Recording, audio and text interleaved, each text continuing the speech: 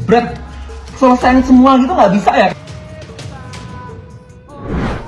Udah nonton video viral bikinan seorang pemuda asal Lampung yang ngebahas alasan kenapa Lampung gak maju-maju.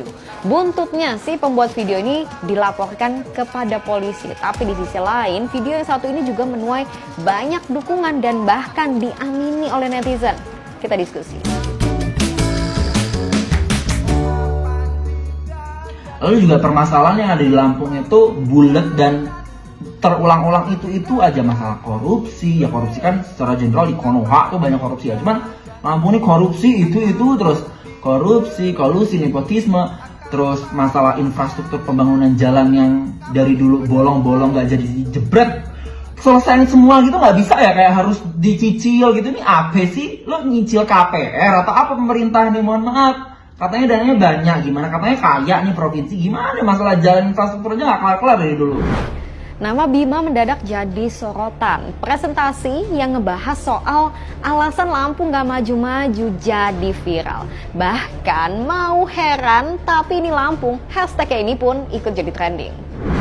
Siapa sih Bima, pelajar asal Lampung yang saat ini menempuh pendidikan di Australia? Nah, tapi kok jatuhnya jadi kayak menjelek-jelekan kampung halaman sendiri?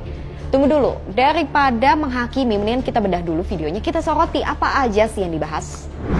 Pertama, soal infrastruktur Lampung yang belum layak. Banyak proyek yang gak selesai dan yang paling kelihatan adalah jalan-jalan di provinsi ini. Kedua, soal sistem pendidikan yang masih lemah. Bukan masalah kurangnya orang pintar, tapi banyak tanda kutip titipan-titipan. Lanjut soal sistem birokrasi yang berbelit-belit sampai masalah korupsi pejabatnya.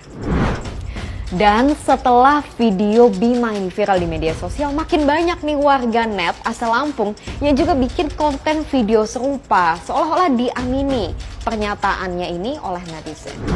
Inilah ya yang buat saya malas pulang ke Rumbia ini, pulang kampung Rumbia ini. Kayak mana enggak oi, dari lulus SD sampai sekarang udah jadi rentenir ya. Nih, mending zaman dulu baru bisa mancing, sekarang udah bisa bikin waterboard. Nah, bisa berenang kita. Nah, bisa berenang kita. Ini untuk kan. Nah, gawang bener kalau kata orang Lampung ya, salah mencet tombol hijau ini. Salah mencet tombol hijau, ya. Yuk, ada cerita-cerita manis. Cerita seminggu di perjudian.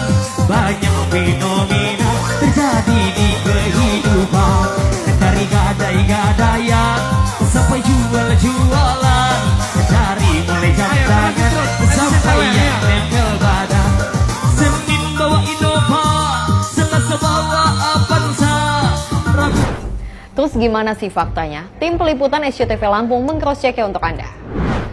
Ini kondisi jalan raya Pagar Dewa, Tulang Bawang Barat Lampung.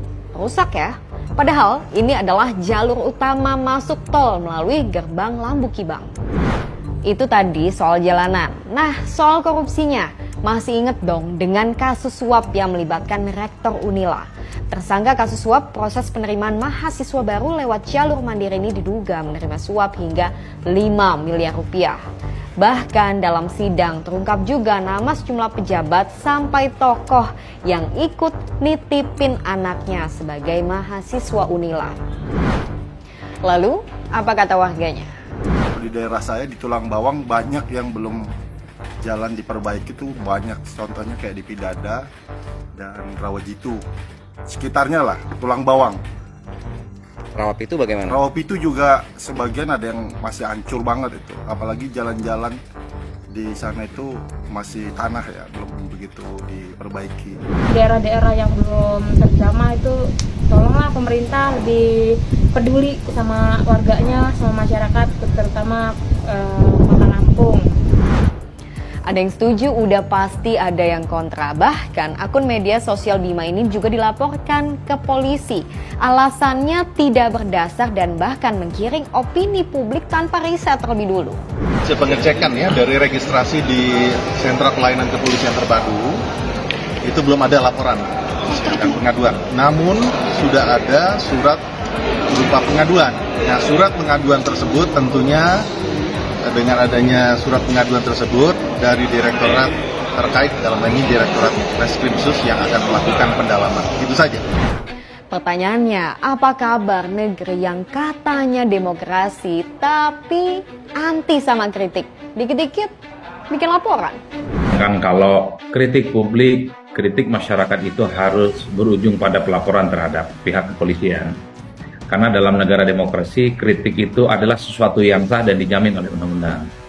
Kalau begini ceritanya, di berbagai tempat di seluruh Indonesia akan takut mengkritik pemerintah setempat, akan takut mengkritik Pemda, karena kritiknya itu pasti akan berujung pada laporan-laporan kepada pihak yang wajib. Itu kan mengerikan betul, Mas.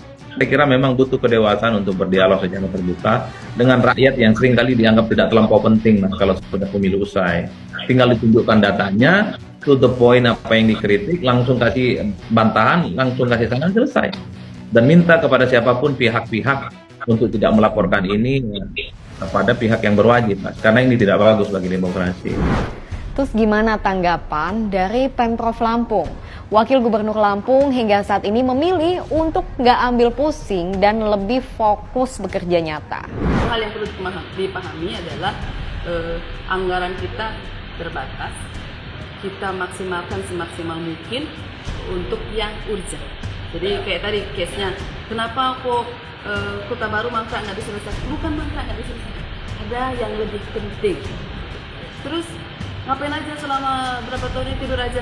Bukan tidur aja, nggak berarti yang nggak viral itu berarti terus kita nggak ngerjain apa.